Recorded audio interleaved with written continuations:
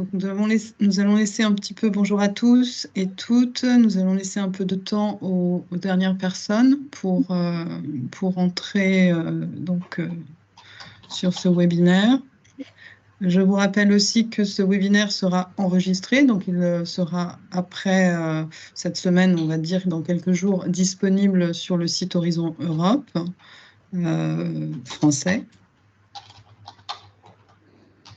Merci à vous de votre présence.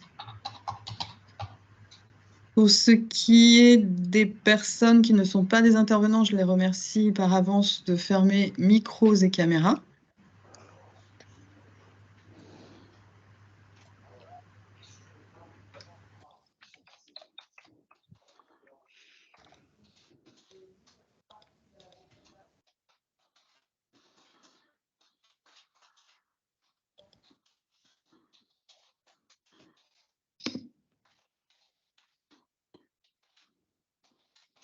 Les personnes qui arrivent.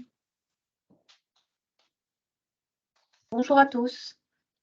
Bonjour Hélène. Bonjour. Bonjour Hélène, bonjour à tous.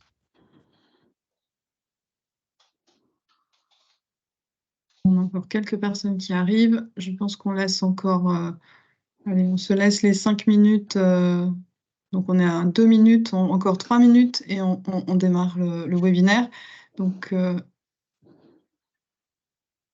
il n'y a plus personne pour l'instant.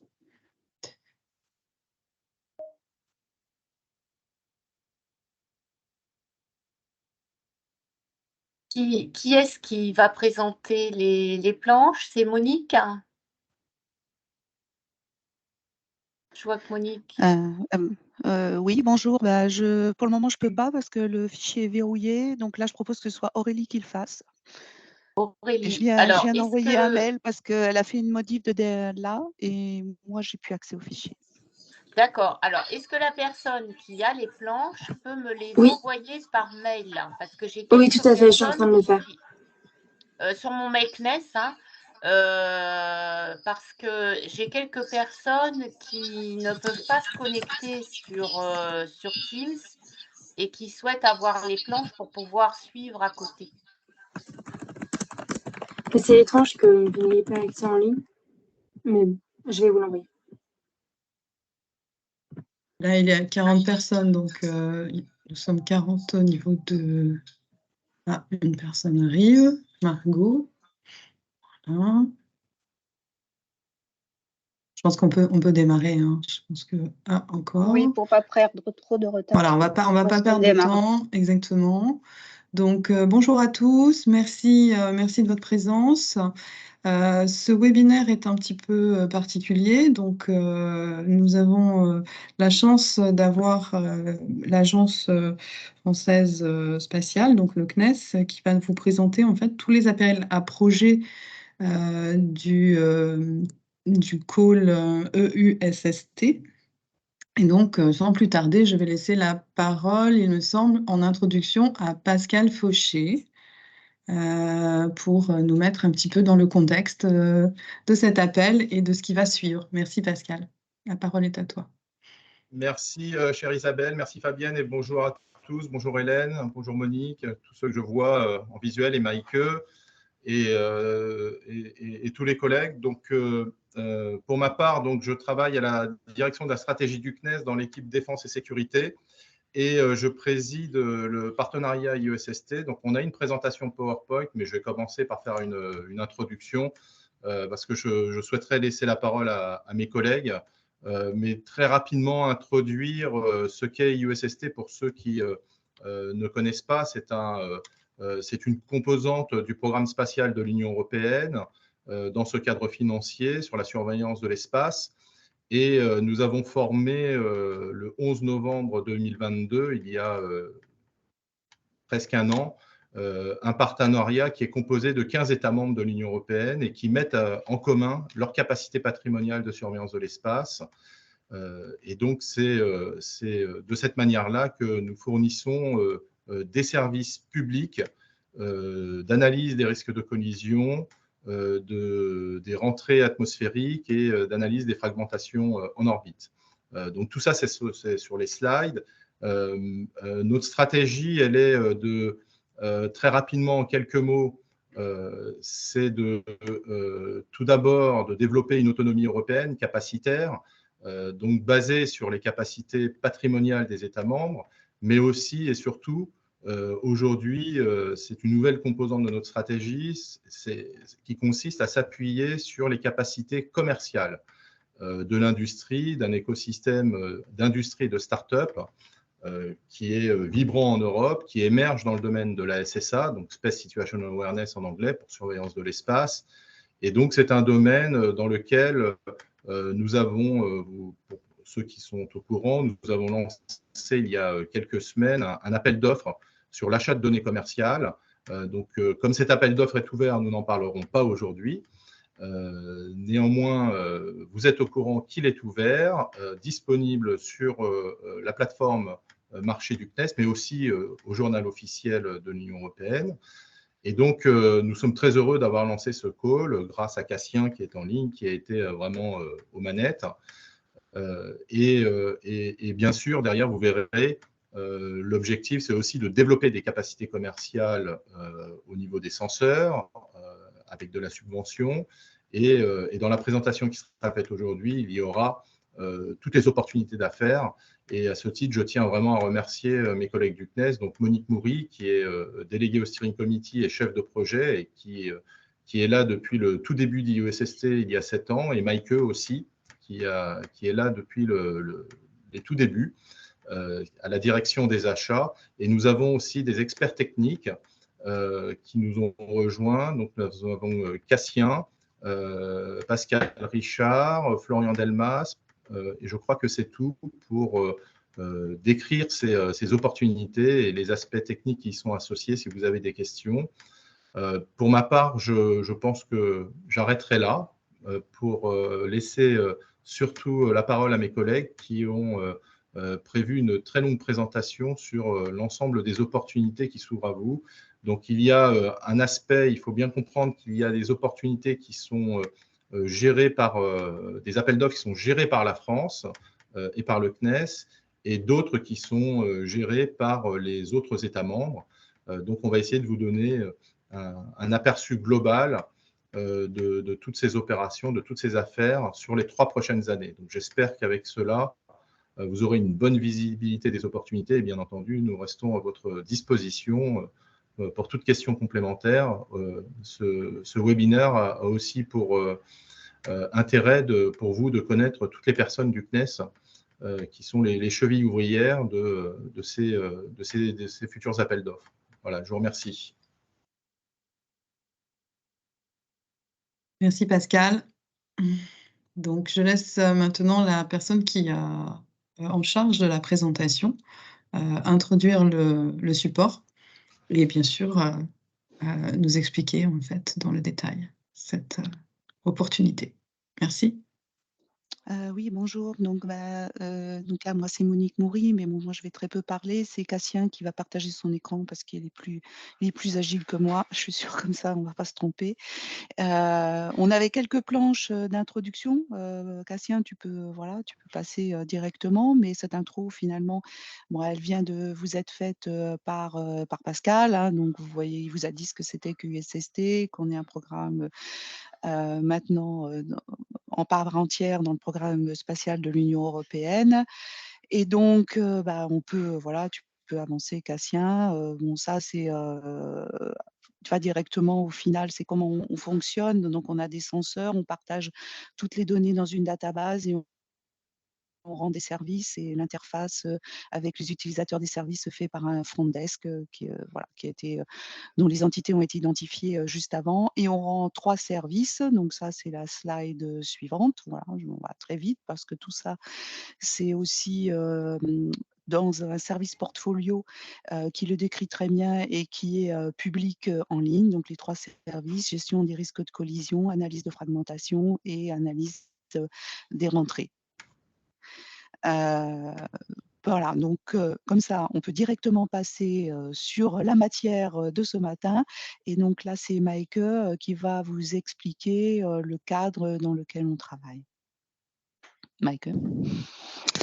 Oui, bonjour tout le monde. Maïke Doorn de la Direction des achats et des recettes externes du CNES. Donc ici sur cette planche, vous voyez en effet le cadre financier de ce partenariat européen USST qui est donc basé finalement sur des subventions qui sont allouées par la CE au partenariat au titre de ces programmes. Et donc pour la période 2023-26, la CE a alloué 6 grants, donc 6 subventions. Un dans le cadre du programme spatial de l'Union européenne, dans le programme Surveillance l'espace, comme a dit Pascal, et 5 dans le cadre du programme R&D Horizon Europe. Et ça, ce sont les actions qui étaient inscrites dans le programme de travail 2022. Courant l'été, on a réussi à signer 5 d'entre elles et la mise en œuvre de ces actions ont donc réellement pu démarrer. Et le partenariat travaille encore avec la CE sur la signature du dernier, qui est donc le top 5 sous il m'a reparlé Horizon de la Europe. réunion que vous avez eue la semaine dernière. Hein. Ces actions, ils seront implémentées donc, pendant les périodes de juillet 2023 jusqu'à donc fin juin 2026. Donc, c'est une période de 3 ans. Et il s'agit d'une enveloppe de 173 millions d'euros dont il est prévu qu'approximativement 80% soient redistribués en cascade vers l'écosystème européen, donc soit par des contrats de sous-traitance, soit par du financement, du soutien financier en cascade. Donc on a bien 2 types d'instruments qu'on va opérer. D'une part, et ça majoritairement, il s'agit des contrats de sous-traitance. Ils seront pilotés et contractualisés chaque fois par une des entités du partenariat. Il y a la plupart des partenaires qui vont en distribuer. Et ce partenaire va donc agir à travers de ses propres procédures et règles d'achat, et qui sont évidemment en conformité avec la réglementation européenne et nationale en matière. On fera de la sous-traitance sous l'ensemble des grants que je viens de vous présenter, donc autant sur le programme espace que sur les 5 grants Horizon Europe. Il faut que ces contrats répondent aux critères d'éligibilité de cette catégorie, comme dans le cas de tous les grants. Là, on n'y échappe pas. Donc, je vous ai déjà identifié la période d'éligibilité. Donc, c'est vraiment dans ces 3 ans qu'il va falloir réaliser les activités, les réceptionner côté agence et payer les industriels. Et comme là aussi, pour l'attribution de ces marchés, on va devoir respecter l'exigence de best value for money. Dans la plupart des cas, dans la mesure où ce sont des agences spatiales qui opéreront ces marchés, ces contrats vont s'inscrire dans le code de la commande publique de l'État membre en question. Donc ça, c'est ce qui concerne la sous-traitance, les contrats de sous-traitance que vous allez voir identifiés sous l'identifiant SUBCO dans les listes qu'on vous présenterait par ailleurs. Donc d'autre part, et ça c'est une nouveauté, le partnership va également allouer des aides financières en cascade. Et là, ils sont administrés que par 2 des entités. Donc il s'agit du CNES et l'ASI, donc l'Agence spatiale italienne. Voilà, donc j'ai dit que c'était une nouveauté et ces actions-là, ils sont prévues uniquement sous le grant du Space Programme. On va le faire pour un budget de 30 millions d'euros et ces subventions en cascade, ils vont venir cofinancer jusqu'à 45% du coût du projet proposé. Et ces actions-là, vous allez les retrouver sous FSTP, donc Financial Support for Third Parties, dans les listes.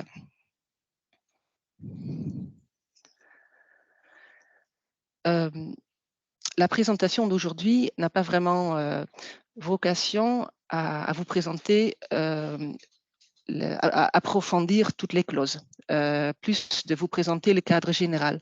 Mais je voudrais quand même attirer vraiment votre attention sur une des conditions qui est essentielle, parce qu'il est fait application de l'article 24 du règlement d'espace.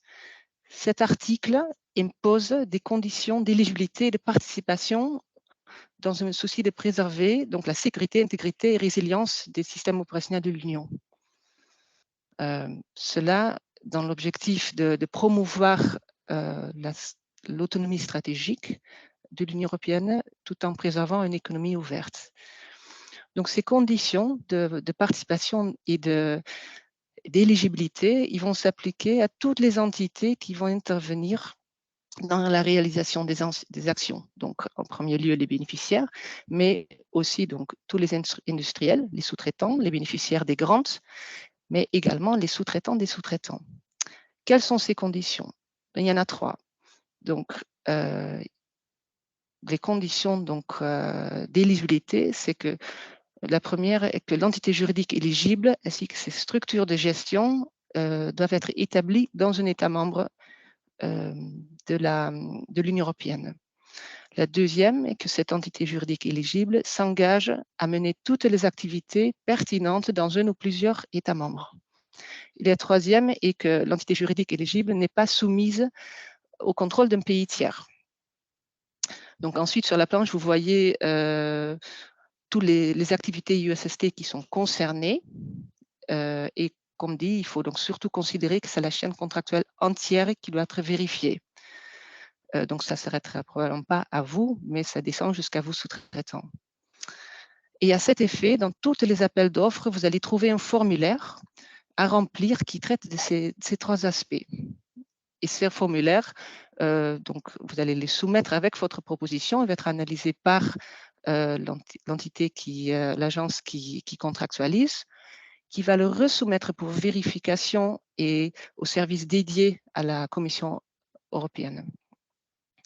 Et le cas échéant, si l'objectif des activités le rend nécessaire, on va devoir instruire des dérogations d'un côté avec les autorités compétentes dans l'État membre, mais également avec les services de la Commission européenne, afin d'instruire donc des dérogations tout en apportant des garanties de sécurité. J'aurais envie vraiment là sur ça de vous dire, oui, en effet, c'est encore une pièce administrative de plus dans le dossier, mais en l'occurrence, c'en est vraiment une qui est essentielle, car l'éligibilité de votre proposition et de votre projet en dépend. Donc, c'est vraiment un aspect à ne pas négliger. Donc, revenons aux appels. Où est-ce que vous allez pouvoir les trouver? Donc, déjà, sur le site web du USST, donc du projet, il y a une page sur laquelle vous trouvez une liste avec les liens vers toutes les plateformes de soumission des propositions de toutes les entités contractantes, donc tous les agences spatiales. Et aussi, chaque fois qu'une des entités ouvre un appel, on va informer l'équipe de communication du projet qui va relier l'information sur le site web, mais également sur via les news, les réseaux sociaux, bref, tous les outils qu'elle a à sa disposition pour venir vous joindre. Les appels seront également publiés dans le journal officiel de l'UE, donc le TED. Il est important aussi de savoir que sur les appels qu'on présente aujourd'hui, tous les partenaires se sont engagés à faire une publication en anglais au moins, donc à côté de la publication dans la langue des États membres en question. Et en toute logique, aussi des propositions en anglais devraient être acceptées en réponse. Comme Pascal le disait déjà, ce jour nous avons publié, nous, côté CNES, donc on a publié un appel dans ce cadre-là. Je pense que c'est une des premières qui va être présentée, donc on ne ferait que présenter et on ne répondrait pas des questions en séance sur celui-là. Les questions devront être posées dans le cadre des modalités de la procédure, mais pour les autres, on est là pour vous les éclairer sur les affaires.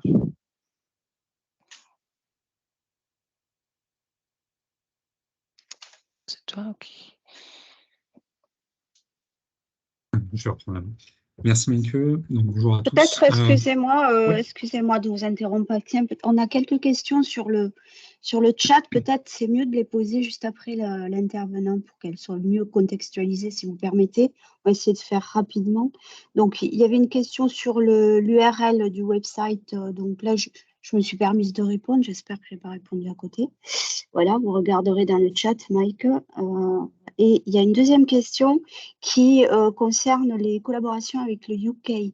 Si vous avez parlé des member states, donc quel est le statut du UK? Est-ce qu'il y a des accords particuliers ou est-ce que les entités britanniques sont exclues de ces appels? Merci, Mike.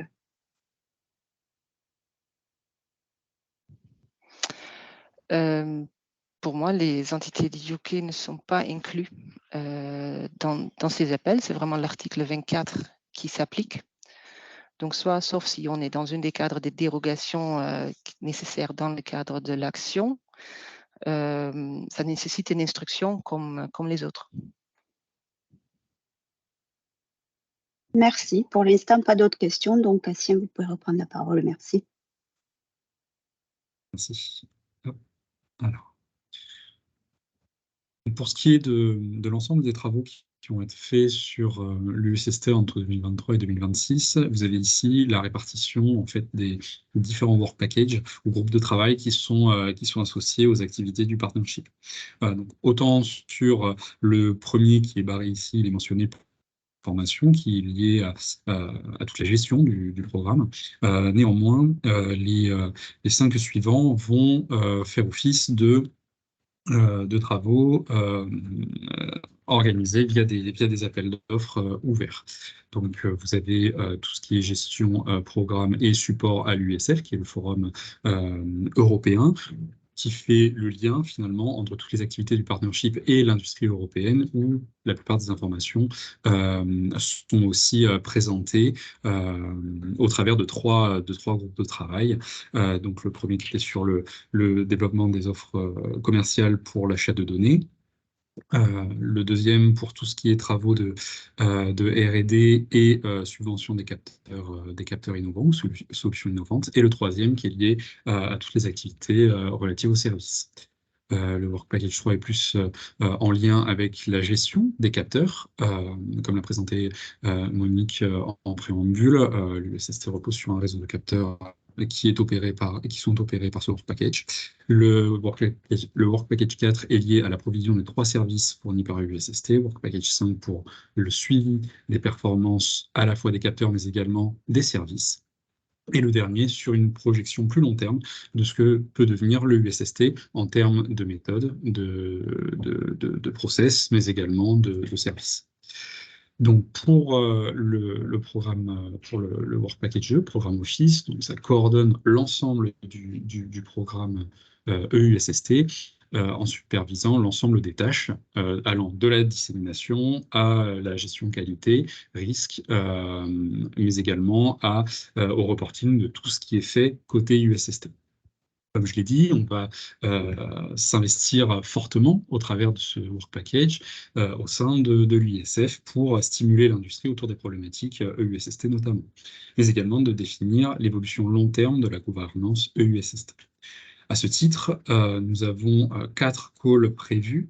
Le Commercial Data Procurement dont Pascal a parlé, sur lequel je présenterai uniquement les informations génériques, mais comme l'a rappelé Pascal, Monique et Maïke, l'appel d'offres étant ouvert, nous n'allons pas aller en détail sur ce contrat-là.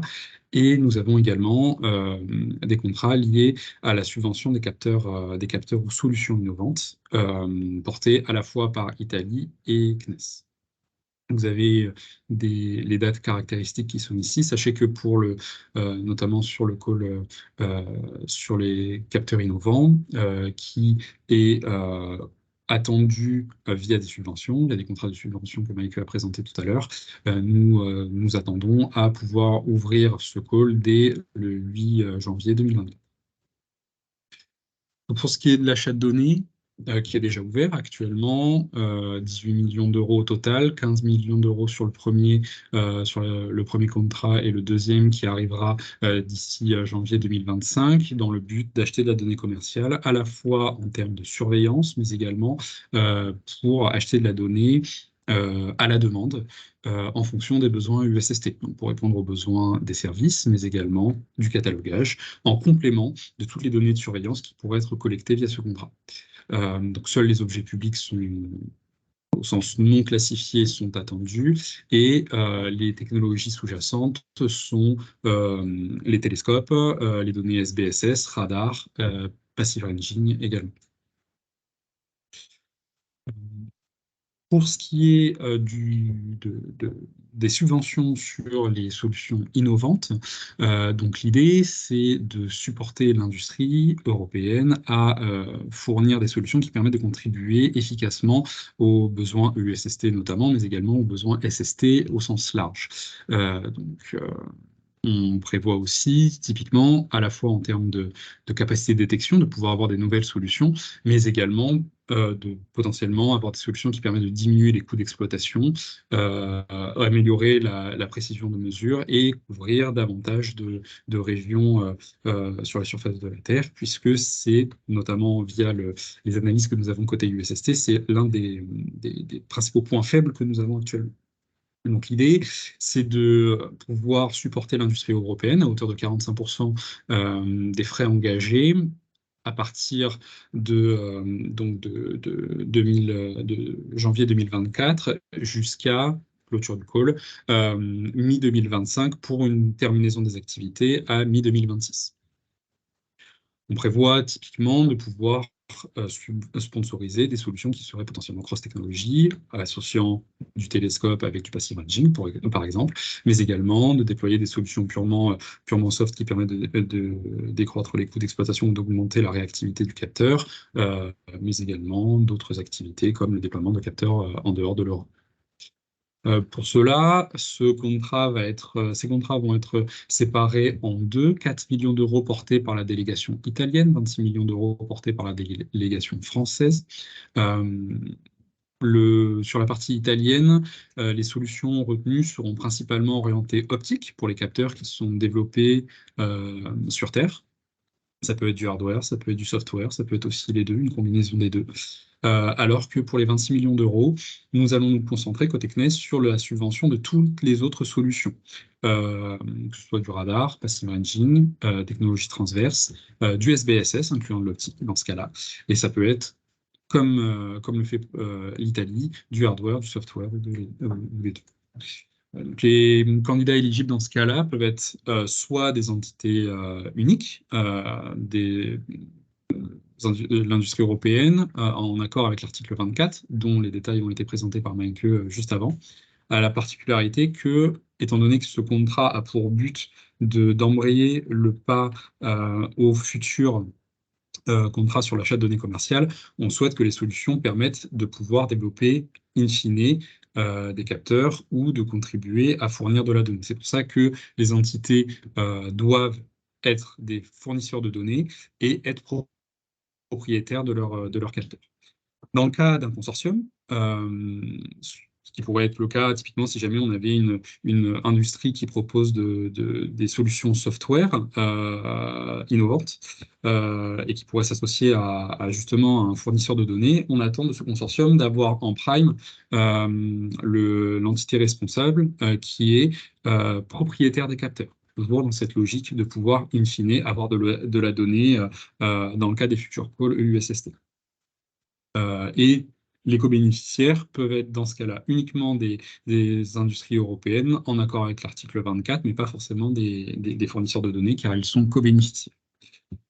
Au niveau des caractéristiques d'entrée, le niveau d'entrée minimal pour un développement hardware serait un TRL 6 et pour du software un TRL 4. Pour avoir un niveau de sortie mi-2026, TRL 8, avant une phase d'évaluation de l'exploitation, de mise en exploitation, et TRL 9 à terminaison. L'idée de ce découpage entre TRL, hardware et software est pour permettre typiquement de considérer le fait qu'une montée de niveau pour un développement logiciel peut être plus facile en un temps court que pour un développement matériel. Donc voilà pour les principaux calls du Work Package 2. Est-ce que vous avez des questions? Auquel cas, merci Cassien. Merci. Alors, pas de questions sur le chat. Moi, personnellement, j'ai une petite question qui concerne le FSTP. Donc, vous avez dit qu'il s'agissait de cofinancement à 45%. Je voulais savoir, est-ce qu'il y a un montant maximal à respecter ou est-ce que chaque projet qui répondrait à ces appels FSTP font leur propre budget, bien sûr, en fonction des développements qu'ils proposent? Pour le coup, il n'y a pas de budget maximal associé. C'est vraiment la porte ouverte laissée à l'industriel de nous présenter sa feuille de route, de nous présenter les détails de son projet et une estimation des coûts. Évidemment, les coûts seront éligibles, seront à prévoir par rapport à des coûts non éligibles. Cette liste est en train d'être consolidée en interne et par discussion avec Italie, puisque le but est de faire aussi un appel d'offres commun, évidemment, entre Italie et France, avec des process et des règles mutualisées. Néanmoins, afin de vraiment supporter l'industrie au maximum, on préfère ne pas limiter l'enveloppe à un budget max. Ce sera vraiment en fonction de la description des projets, de la phase de discussion qu'on pourra avoir avec les différents industriels intéressés, et puis aussi avec évidemment l'enveloppe des 45% de notre côté. Très bien, merci. Il y a une question sur le chat. Je pense que la réponse apparaît à l'écran. Donc, est-ce que ces appels seront pour un partenaire seul ou les consortiums seront acceptés? Peut-être rappeler. Bien sûr. Il y a les deux possibilités. Les deux sont possibles. Dans le cas d'un partenaire seul, le partenaire, comme je le disais, doit être propriétaire des capteurs qui seront développés ou du réseau de capteurs si jamais on parle de mise à jour, de mise à niveau du réseau existant et des capacités existantes, et doit fournir de la donnée. Dans le cas d'un consortium, on peut avoir une société qui fait partie du consortium qui n'est absolument pas propriétaire des capteurs ou fournisseur de données. En revanche, le chef de file du consortium devra, lui, être dans ce cas-là propriétaire et fournisseur de données.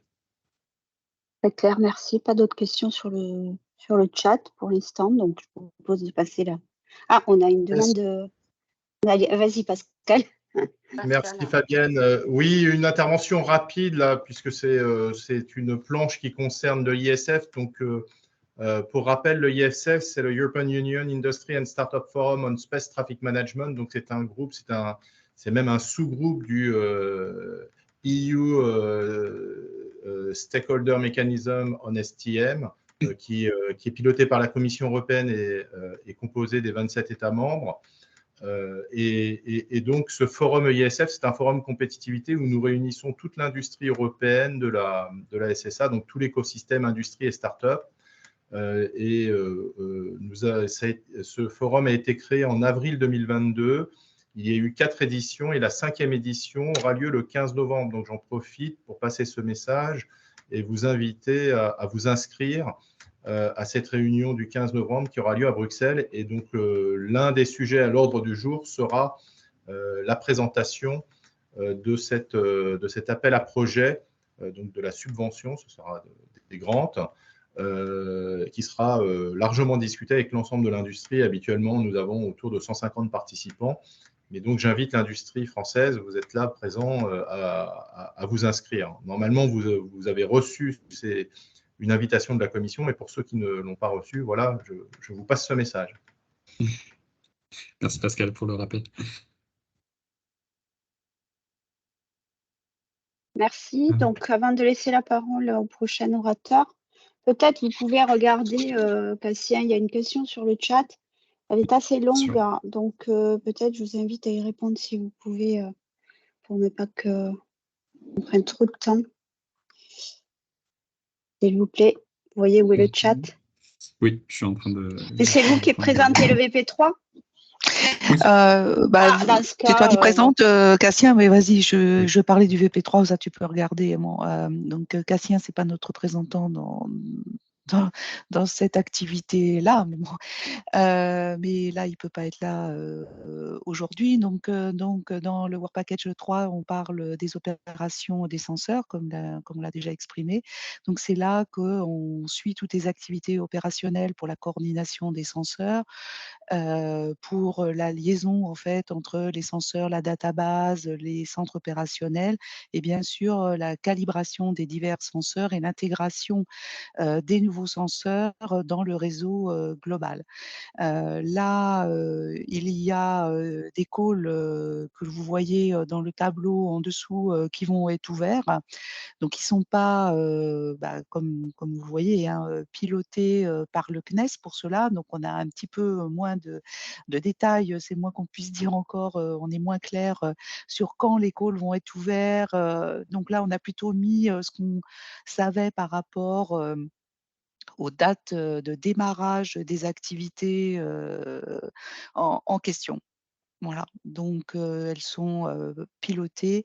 Il y en a 2 par la Pologne, Polsa, et 2 par l'Espagne. L'Espagne étant maintenant représentée par sa toute nouvelle AEE, c'est la toute nouvelle agence spatiale espagnole. Sachant qu'un peu plus haut dans les plans, je réalise qu'il y avait encore pour l'Espagne le CDTI. Mais bon, c'est vrai qu'on est tellement en période de transition. Le CDTI, c'était ceux qui représentaient l'Espagne jusqu'à maintenant. Et là, on est en phase de transition vers AEE, qui est l'Agence spatiale espagnole. Et donc, typiquement, le deuxième que l'on voit là va concerner le coordinateur, enfin le scheduler, je ne sais plutôt comment on dit en français, COPLA, dont certains d'entre vous ont peut-être déjà entendu parler pour coordonner les mesures. Je ne sais pas, Cassien, si tu veux rajouter des choses plus techniques. Non, tu as dit l'essentiel. Juste peut-être rappeler qu'effectivement, côté agence spatiale polonaise, donc ils ont aussi un gestionnaire en fait, de capteurs qui va, à l'image de Copla, en fait, va opérer l'ensemble de leurs capteurs. Et c'est l'objet des deux calls que vous voyez ici, Connectivity of Sensors Platform et Operational Provision of Optical Data. Donc ça va être toute la maintenance en fait de ce gestionnaire pour gérer à la fois les capteurs commerciaux qu'ils ont à disposition, mais également leurs capteurs patrimoniaux.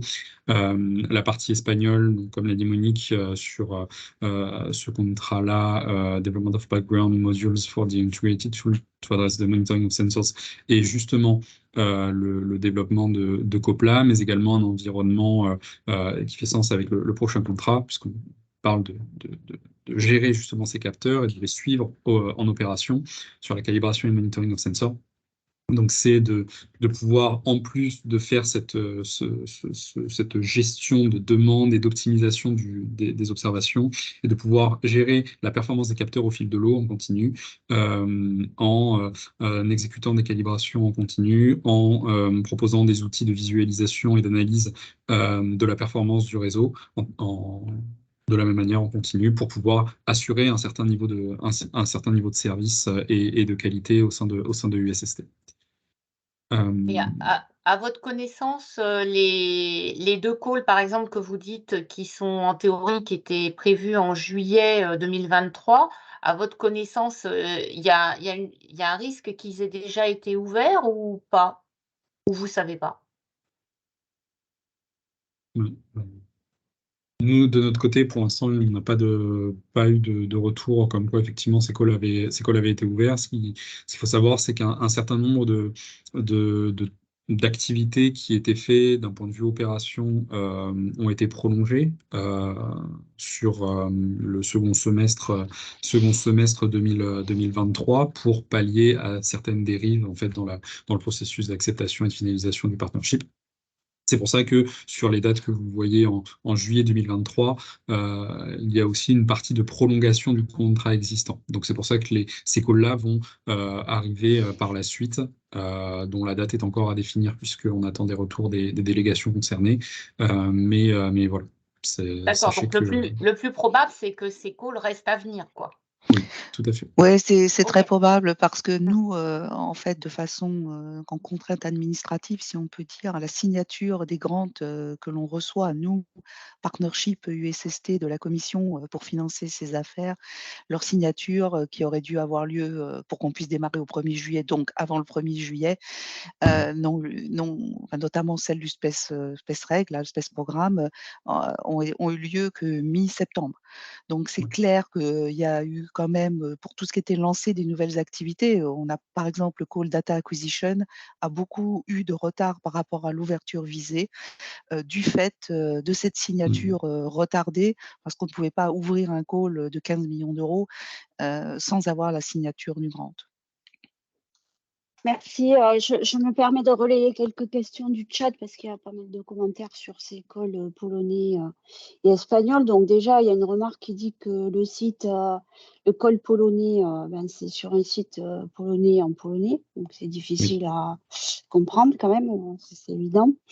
Donc, et il y a une personne qui souhaite savoir s'il y a, alors je pose un PC National Contact Point ou Point of Contact pour la Pologne et l'Espagne, et comment être informé de la sortie de ces appels. Donc là, est-ce que vous auriez des conseils à donner, peut-être où trouver ces appels à peut-être une autre langue que le polonais ou l'espagnol, si c'est possible?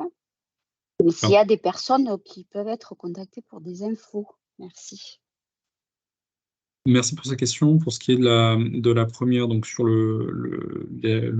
langue de la plateforme, en effet, c'est un des problèmes que nous avons aussi côté CNES, puisque la plateforme de réponse à appel d'offres CNES est en français. Néanmoins, on est en train de travailler, toutes les délégations sont en train de travailler pour passer sur une version qui pourrait être anglaise et déployée dans un horizon relativement court ou du moins réaliste. Par contre, dans l'intervalle, ce que l'on souhaite mettre en place, ce qui est déjà le cas côté CNES, mais les autres délégations sont en train de travailler aussi dessus, c'est de faire un manuel utilisateur, ou du moins un guide en anglais, pour pouvoir naviguer dans les plateformes de réponse à appel d'offres. Je sais que effectivement, ça pose des problèmes quand la langue est différente, et c'est pour ça qu'on se met en ordre de bataille de faire ça.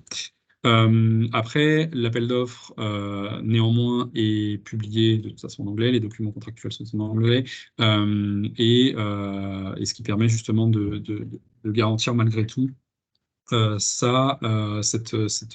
possibilité pour n'importe quelle finalement industrie européenne, dont l'industrie française, de répondre à des calls qui sont gérés par d'autres délégations. Pour ce qui est de la sortie des calls, comme l'a rappelé Maike tout à l'heure, en fait, l'ensemble des calls vont être diffusés évidemment sur TED, mais également sur le site EUSST. Ce qui permettra justement d'avoir un relais d'information à ce niveau-là, mais également via le USF, qui est finalement une très bonne place d'échange et de passation des informations sur tous les calls et toutes les activités qui vont être menées par le USST. Et enfin, concernant les points de contact, ces informations pour l'instant ne sont pas diffusées puisque c'est au nom du partnership via les moyens de communication, donc plateforme USST, EUSF et autres temps de rencontres comme le webinaire d'aujourd'hui.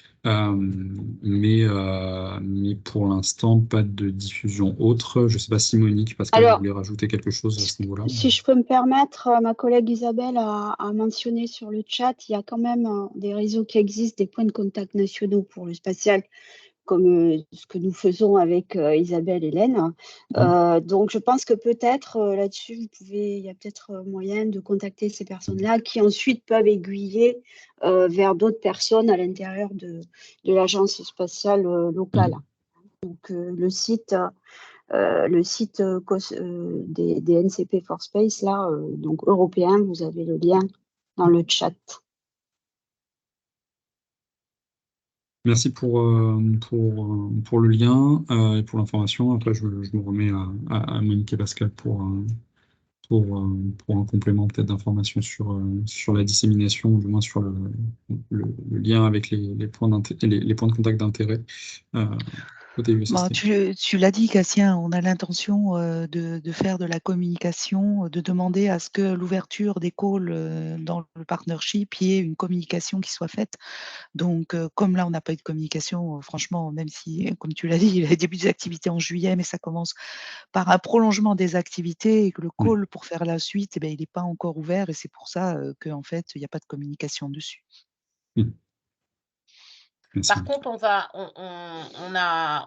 au niveau, donc en interne CNES, donc moi je suis Hélène Bonfils, je suis en pilier puisque je suis à la fois CNES et à la fois point de contact national. Et on s'est bien coordonné cette fois-ci, contrairement à H2020, pour pouvoir faire une bonne coordination et pour que tous les appels qui vont être ouverts côté CNES, vous serez informés via notre web list Horizon Europe de l'ouverture de tous les calls CNES. Ça, on peut vous le garantir puisqu'on a la main dessus. Les autres calls, malheureusement, comme les collègues viennent de vous l'expliquer, on n'a pas la main dessus. On peut vous donner les informations qu'ils vous donnent aujourd'hui, mais malheureusement, on ne peut pas aller plus loin. Voilà, sachant que nous, là, on ne se cantonne pas de parler des calls Horizon Europe. Comme vous pouvez voir, nous, on parle aussi des calls du SPACE programme. Hein, oui, oui, et d'ailleurs, nous, c'est pareil, on relayera tous les appels IUSST via notre web list. C'est ce qu'on a décidé de faire parce que on est conscient que pour vous, un appel, c'est un appel. Mais on utilise notre web list qu'on a constituée pour ça, quoi. Elle est à votre service, donc on l'utilise de façon pragmatique. Ouais, peut-être qu'il faut qu'on avance parce qu'on est qu'au Work Package 3 et voilà. On en a 6. Tout à fait. Donc le 4, est-ce que Florian?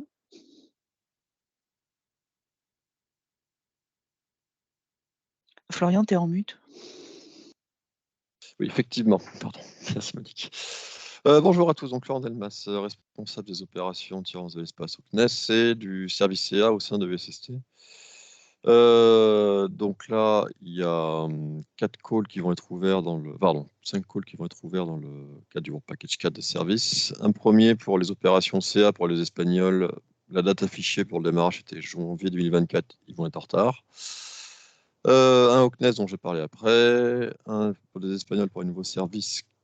Date visée démarrage juin 2024, mais ils vont être en retard aussi. Et l'Allemagne pour la maintenance de la database et du catalogue, mais pour le moment, ils annoncent qu'ils affichent que c'est un contrat, ils suivent le contrat actuel. Pardon, Cassien, merci. Donc sur le call CA du CNES, on envisage un démarrage en avril 2024. Sauf pour le premier Work Package de ce call-là, qui pourrait être retardé de 6 mois, si on a besoin aussi le nouveau contractant a besoin d'un délai pour faire accréditer son personnel. Donc le but, hein, c'est de faire un support sur toutes les activités liées au CA EUSST et toutes les activités françaises liées au Space Traffic Management, enfin aux opérations de Space Traffic Management plus précisément, qui elles seront plus liées, financées par le CNES. Donc le gros du budget sera du budget EUSST. À noter que le service CA est ouvert aux opérateurs non européens depuis janvier 2023 et que dans EUSST l'a affiché à la commission on envisage une montée jusqu'à 2500 satellites enregistrés à la fin du grant actuel, c'est-à-dire mi-2026. Ça implique un haut niveau d'automatisation à mettre en place et des améliorations de méthodes et de process à prévoir. Donc, on a découpé le call en 4 work packages. Une première partie qui est l'administration système, donc la maintenance et l'évolution du centre opérationnel, hein, tout ce qui est associé il est principalement sous Linux, tous les codes sur Linux, la sécurité aussi. Donc maintien en conditions opérationnelles et de sécurité. Work Package 2, donc là, les opérations et la maintenance de premier niveau pour les opérations de STM, donc c'est les activités de service CA ESST principalement. Mais on va retrouver aussi les opérations sur les suivis des rentrées à risque, par exemple, ou d'autres choses qu'on pourra demander dans le cadre national. Ce Work Package-là est soumis à astreinte. actuellement, il y a 2 tours d'astreinte et on devrait augmenter. Le Work Package 3, ce sont les évolutions des outils en fait, du Work Package 2. Donc, plutôt la maintenance de niveau 3 et les évolutions des outils utilisés en opération. Et le Work Package 4, donc là, c'est les études et les évolutions des algorithmes CA, les analyses aussi avant, comment dirais ça, les analyses de mission avant lancement pour les satellites CNES. Donc le Work Package 4, ça fait le lien plus entre les sorties des algos de R&D précédentes et la mise en opération. Donc au niveau des attributions, les Work Package 2 et 3 seront attribués ensemble. Sinon, donc les autres Work Packages seront attribués séparément. Donc une compagnie ou un consortium peut être sélectionné par le CNES pour fournir un support pour 1, 2, 3 ou les 4 Work Packages. Donc, comme décrit pour le précédent, les calls précédents, sont éligibles soit en entité seule, les compagnies européennes privées et compliant avec l'article 24. Et en cas de consortium, il faut que les co-bénéficiaires soient des compagnies européennes privées et les co-bénéficiaires et les third parties, des third parties qui peuvent ne pas être des compagnies, des entreprises privées. Les co-bénéficiaires, les third parties doivent être aussi respecter l'article 24. Au niveau des contraintes de sécurité, le Work Package 1 va nécessiter une habilitation de défense parce qu'une partie du centre est classifiée et réservé à Spécial France. Le Work Package 2 sera franchise only, donc DRSF, diffusion restreinte Spécial France. On ne demande pas d'opération pour le Work Package 2 dans la partie classifiée, qui elle sera maintenue uniquement par le CNES. Les opérations seront conduites au niveau du CNES dans le Work Package 2. Dans la partie classifiée, donc on exclut la partie classifiée du Work Package 2. Mais le centre est diffusion restreinte Spécial France. Donc, Work Package 3 et 4, il n'y a pas de contrainte de sécurité pour le travail effectué hors du centre opérationnel. Voilà. Donc là, ça donne des indications sur les montages industriels qui pourront être faits ou ne pas être faits dans les réponses à appel d'offres. Et je ne sais pas s'il y a des questions. Je ne vois pas sur le chat. J'ai vu qu'il reste 7 minutes. S'il n'y a pas de questions, on peut passer au Work Package suivant. Merci Florent. Donc du coup, pour ce qui est du Work Package 5, côté objectif, donc le but est d'évaluer en termes de performance, de qualité de la mesure, mais également de contribution à l'USST, l'apport des différents capteurs du réseau, que ce soit les capteurs patrimoniaux, mais également les capteurs commerciaux à terme. On va évaluer également, comme je le disais tout à l'heure, la qualité aussi des services qui sont rendus en termes de réactivité, en termes de précision et de pertinence. Mais également, un nouvel aspect qui est surveillé aujourd'hui ou qui va être surveillé et concerne tout ce qui est lié à la sécurité. Et cette tâche va être en lien aussi avec les activités qui sont attendues dans le Work Package 6 pour pouvoir justement concevoir des outils, des méthodes, des systèmes qui nous permettent de pouvoir gérer, non pas en temps réel, mais en quasi-temps réel et en continu, l'ensemble du monitoring de ce que l'on fait côté USST. Et pour cela, à minima porté par DLR dans le Work Package 5, un système d'analyse, de calibration et de provision d'outils pour la surveillance du réseau, mais également des services, est attendu. Un petit peu à l'image de ce qui avait été présenté pour la supervision uniquement de la partie technique du réseau, portée par l'Agence spatiale espagnole. Là, l'idée est de pouvoir superviser l'ensemble de l'USST et suivre la performance de l'USST au global, allant du réseau jusqu'à la fourniture de services. Et donc, la date est encore à prévoir et on envisage 5 mois d'instruction à partir du moment où le call est ouvert jusqu'à démarrage des activités.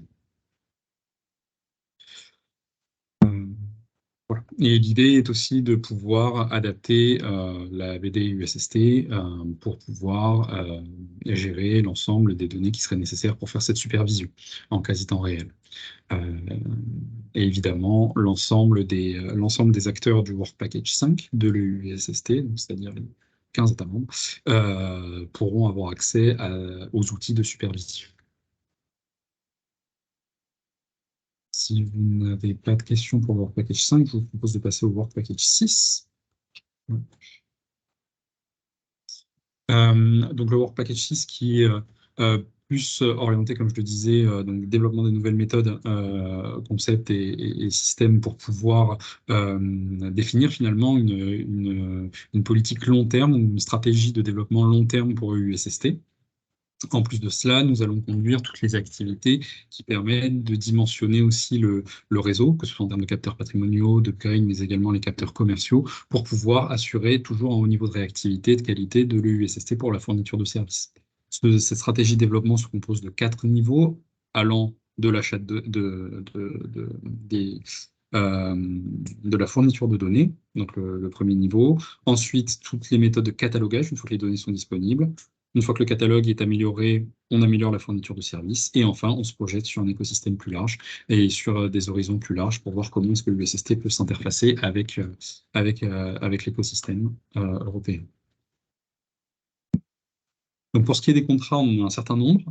C'est le Work Package qui contient le plus de contrats ouverts, donc allant de différents types, différentes natures, que ce soit sur du CIE pur, sur l'architecture, sur la projection long terme. Je vais les détailler un petit peu plus là dans les prochaines slides. Sachez que ces calls peuvent être, même s'ils sont gérés par des entités autres que France, la plupart de ces calls vont être pilotés à 4 États membres, donc France, Italie, Espagne, Allemagne, qui vont réaliser la définition de l'ITT, participer au processus de sélection et au monitoring du projet jusqu'à terminaison. Donc commençons par le premier. Pour les R&D sur le catalogue, on envisage une première partie qui est la propagation analytique en modelant aussi les incertitudes liées à tout ce qui touche à la dynamique des satellites ou des objets. Donc c'est porté par DLR. L'instruction va durer 6 mois à partir de l'ouverture du call.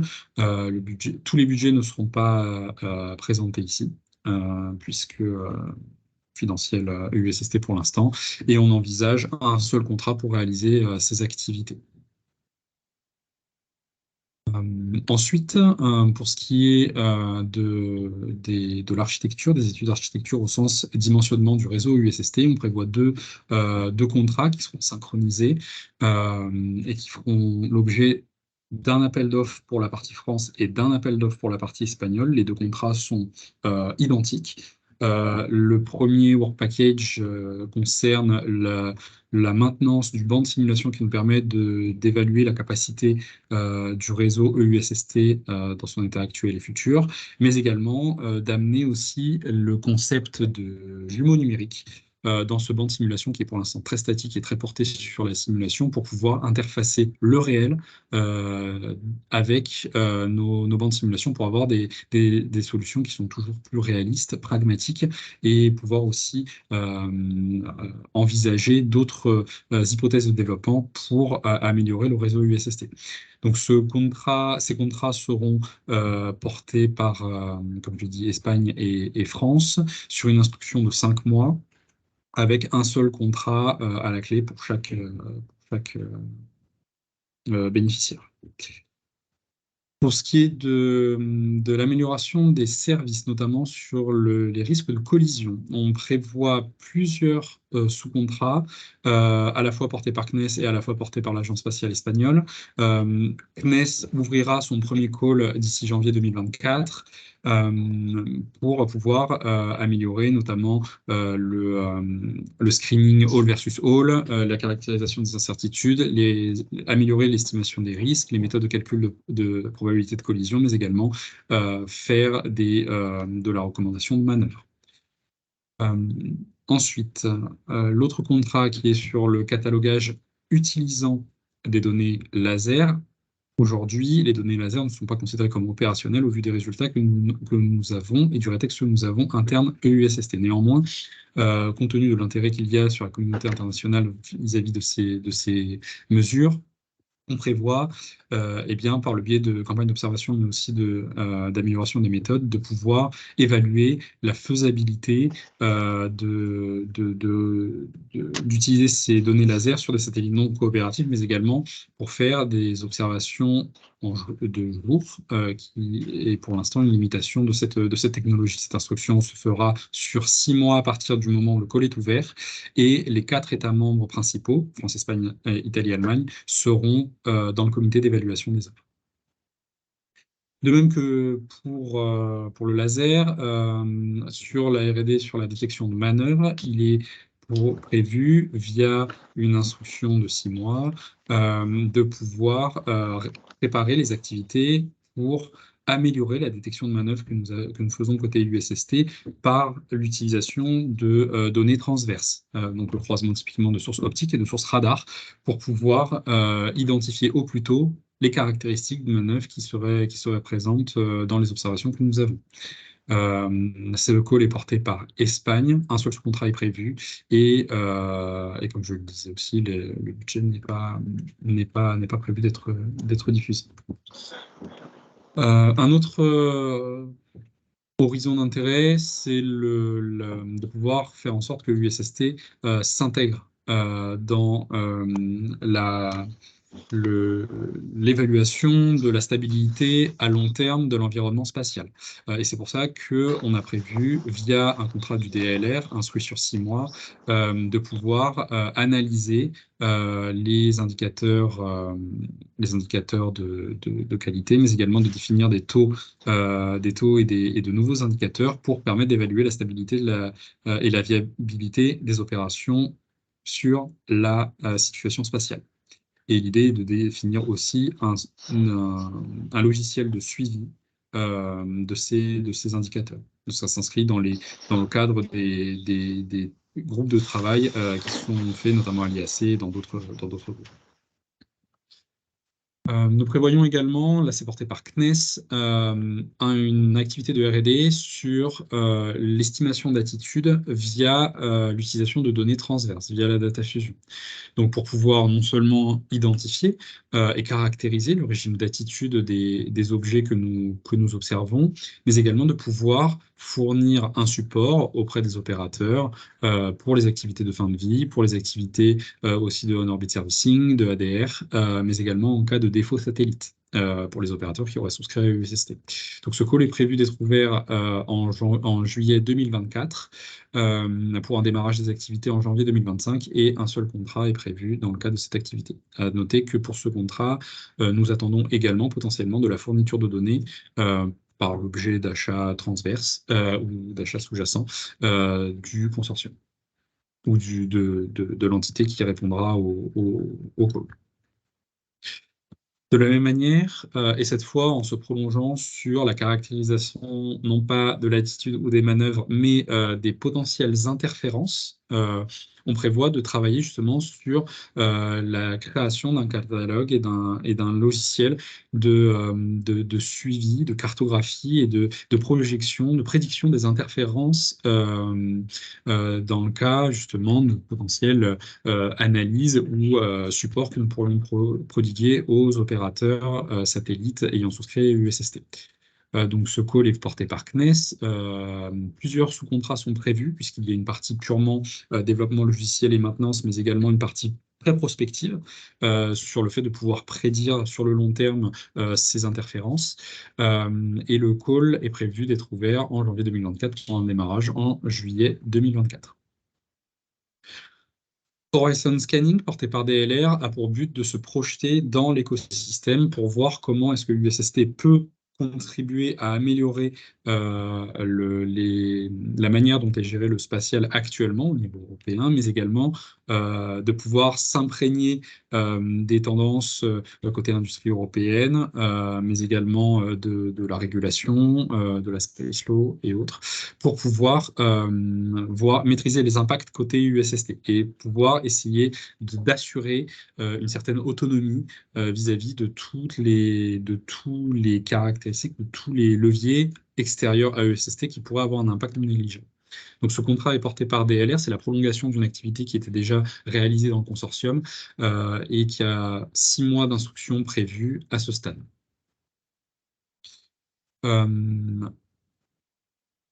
Maîtriser l'environnement spatial nécessite de maîtriser aussi la connaissance que l'on a du catalogue actuel, de la population actuelle, mais aussi de son évolution. Donc, en lien avec Horizon Scanning, qui a pour but d'évaluer aussi les tendances, comme je le disais, des capacités commerciales et des autres acteurs qui auront un impact sur le spatial. L'idée est de permettre aussi d'améliorer la population synthétique que nous utilisons pour faire nos études long terme, qui se basent sur des modèles statistiques, pour les affiner afin d'avoir une évolution pragmatique de la situation spatiale et vérifier que nous sommes toujours à l'échelle de l'évolution long terme de la situation.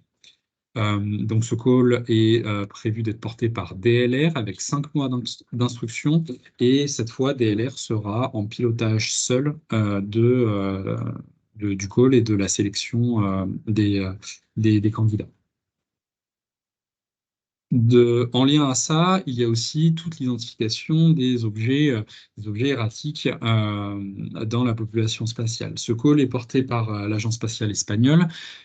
Contrairement au call DLR, celui-là a pour but d'avoir 6 mois d'instruction avec les 4 États membres principaux participants au comité d'évaluation. Et l'idée, c'est de pouvoir implémenter aussi des modèles statistiques long terme, que ce soit statistiques ou stochastiques, en calculant également le pourcentage de risque accumulé, notamment via les constellations durant toute la vie de la mission, et d'analyser les impacts sur la situation spatiale, notamment pour les futures missions.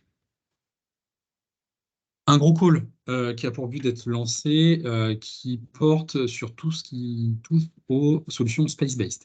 Donc l'idée ici, à partir de janvier 2024, à partir de décembre 2023, où le call sera ouvert et un démarrage des activités au juillet 2024 avec plusieurs sous-contrats, principalement 2 consortiums sont attendus. L'idée ici est de pouvoir apprécier et tester la capacité actuelle de l'industrie européenne des solutions hardware et software pour avoir des missions space-based optimisées pour pour contribuer à la SSA. Nous prévoyons de créer en fait une plateforme de tests par achat de matériel pour tester ces solutions-là via 3 tâches. Une première qui est très portée sur le benchmark hardware et software sur les méthodes disponibles aujourd'hui. Une deuxième qui est plus orientée sur comment est-ce qu'on pourrait optimiser sur une base de solutions optiques une mission space-based pour pouvoir contribuer activement à de la SSA, et ce qui veut dire aussi pouvoir définir comment est-ce que les traitements vont être répartis entre les traitements bord et les traitements au sol, puisque ça nécessite, ce genre de mission pour ces activités nécessite d'avoir un taux de réactivité assez important. Et toute la difficulté peut résider aussi dans le bon compromis entre les traitements qui sont délégués au bord et les traitements qui sont délégués au sol. Et enfin, une troisième tâche qui est très prospective sur le design des futures missions spatiales space-based pour contribuer à de la SSA avec potentiellement l'évaluation de l'apport de technologies transverses embarquées à bord ou typiquement avoir des solutions bistatiques, un space-based avec une combinaison de plusieurs capteurs sol pour faire de la SSA. Et voilà pour ce qui est de la présentation de tous les calls du Work Package 6. Donc le tableau récapitulatif était présent en introduction du Work Package. Et n'hésitez pas si vous avez la moindre question, je vais un petit peu dépasser, mais si je peux y répondre tout de suite, je le ferai avec plaisir. Et merci de votre attention. Merci beaucoup, Cassien. J'espère que vous m'entendez bien parce que j'ai un problème de casque qui est déconnecté. Juste très rapidement, puisqu'on a dépassé l'heure.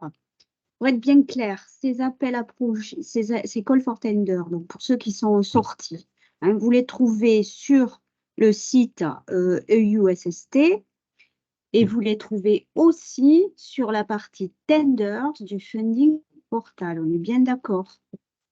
Parce qu'il y avait petit.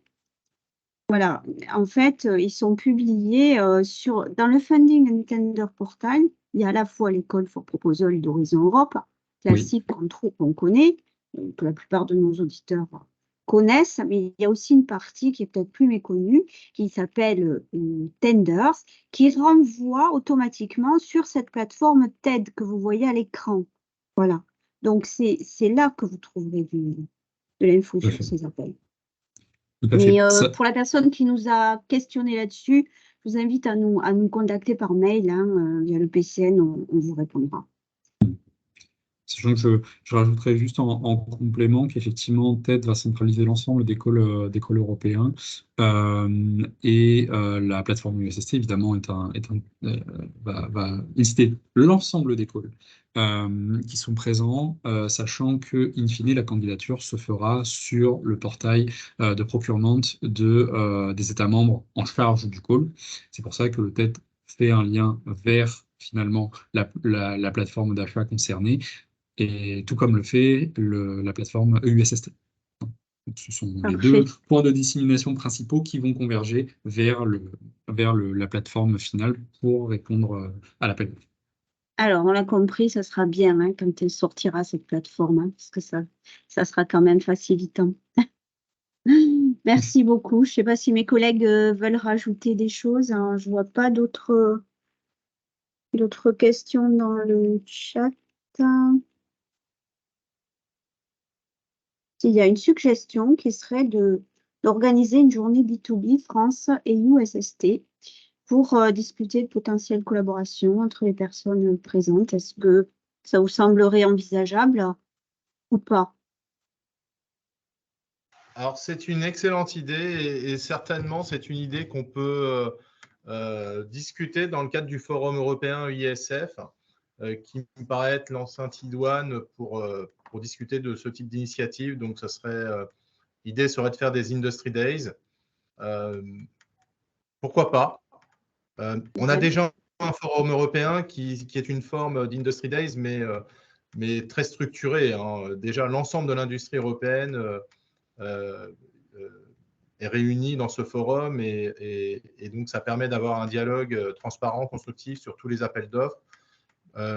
Est-ce qu'on peut faire des séances de B2B? Oui, ça peut être une excellente suggestion. Donc, rendez-vous le 15 novembre. Faites cette suggestion le 15 novembre et on va essayer d'y donner suite. Merci pour cette réponse, Pascal. Je vais laisser mes collègues le mot de la fin, peut-être préciser où on va trouver l'enregistrement de ce webinaire, les planches et tout ça. Isabelle ou Hélène? Oui, pas de souci. Donc, merci beaucoup en tout cas pour ce riche et très instructif webinaire. C'était le premier, mais il était très, très bien, très riche. On espère que voilà, on avancera encore pour notre écosystème dans ce sens, c'est-à-dire que plus l'information passe, bien plus les acteurs sont là. Bien entendu, on connaît beaucoup d'acteurs déjà, mais peut-être que des nouveaux seront aussi de bonne qualité. Et c'est toujours utile d'enrichir le portfolio et puis évidemment l'accès. Donc, toutes ces informations, puisque oui, nous avons enregistré le webinaire, donc merci à vous Pascal, Cassien, Maïté et Monique, et puis bien sûr Hélène, hein, qui a contribué fortement à l'exercice. Donc, nous avons un portail français Horizon Europe. Sur ce portail, c'est le portail des points de contact. Le webinaire sera distribué, mis en ligne. Mais ce qu'on va faire aussi, c'est peut-être donner le lien par email aux gens qui ont suivi, mais aussi à toute notre communauté. Donc, nous avons un gros réseau. Nous allons distribuer largement l'information, si ça vous convient, bien sûr, mesdames et messieurs. Et comme ça, on ne pourra pas manquer, en fait, le rendez-vous.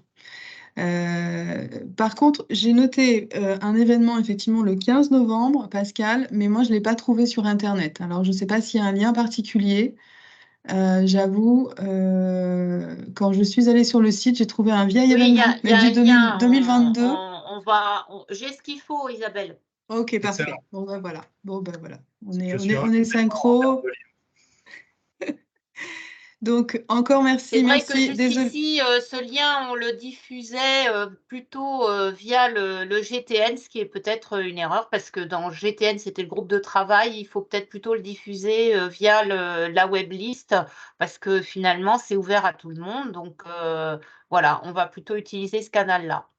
Désormais. Merci. Ben oui, Voilà. c'était un peu le sens de la proposition de Pascal, donc profitons-en Voilà. aussi. Voilà. Donc, on a encore beaucoup de choses à partager. On va le diffuser sur la web list. Donc, comme ça sera ouvert à tout le monde et tous ceux qui veulent pourront participer. Voilà. Moi, c'est Voilà. mes derniers mots. En tout cas, on a dépassé le temps. Ça veut dire que voilà, les gens sont encore là. Donc, merci à tous aussi, vous participants, et pour vos questions aussi, puisque c'est toujours enrichissant de poser des questions pour tous. Voilà. Voilà. Et encore un grand merci à tous les collègues parce que bon, on les a sollicités un petit peu au pied levé, mais bon, ces appels démarraient et moi, ça nous semblait important de faire ce webinaire maintenant, puisque vous voyez, déjà le premier appel était ouvert et on ne peut pas en parler. Donc, plus on avançait et plus on se retrouvait dans une situation où on ne pouvait pas donner l'information. Donc, c'était vraiment maintenant qu'il fallait le faire. Voilà, merci beaucoup. Merci à tous. Très bonne journée à tous. Bonne journée, au revoir. Merci, Au revoir. Au revoir. Merci, Au bonne revoir. journée. Au revoir. Au revoir.